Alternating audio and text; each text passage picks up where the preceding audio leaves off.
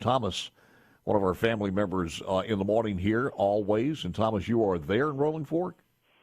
I've just got back to Carrollton. I've been there since about 11 o'clock Friday night. I guess just got back.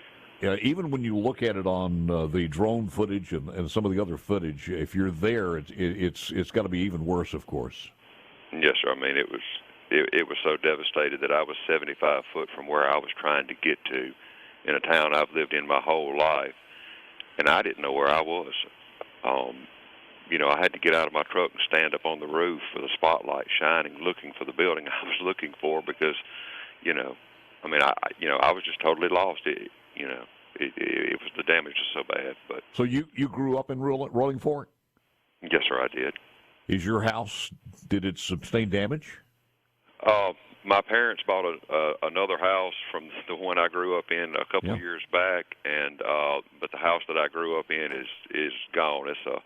It's a slab, and the oak trees that we planted are just the trunks are left, and it even stripped the bark off the oak trees and pulled all the St. Augustine out of the ground that my dad and I planted 30-something years ago. It's bare dirt. It's amazing.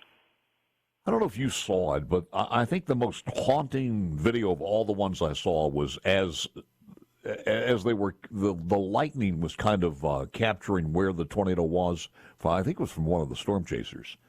And you could see a light in the debris. And it was the headlights of a vehicle up there. And I mean, it was pretty far up.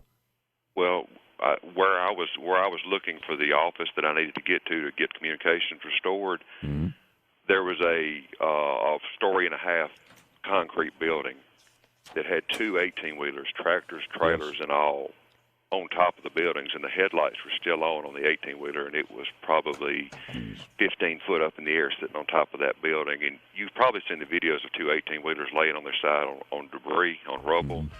But when I got there, they were sitting on the building, and I don't know if the building later fell after I went in the office, or they had track hose and everything in there. Somebody likely went in there and just, tore the side of the building out to let it fall, so it wasn't a safety issue.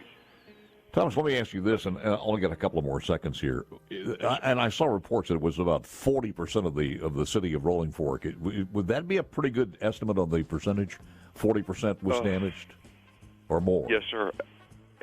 It wiped out all of it wiped out a lot of the residential area and everything on 61 from just north of the creek all the way up to basically to Bumpers and what was the old Bill's Dollar Store for people that weren't there. It's a Sack and Save or Shop and Save grocery store now. Be careful, man. I'd love to contact you again, so stay in touch with us, okay? Yes, sir. Anytime.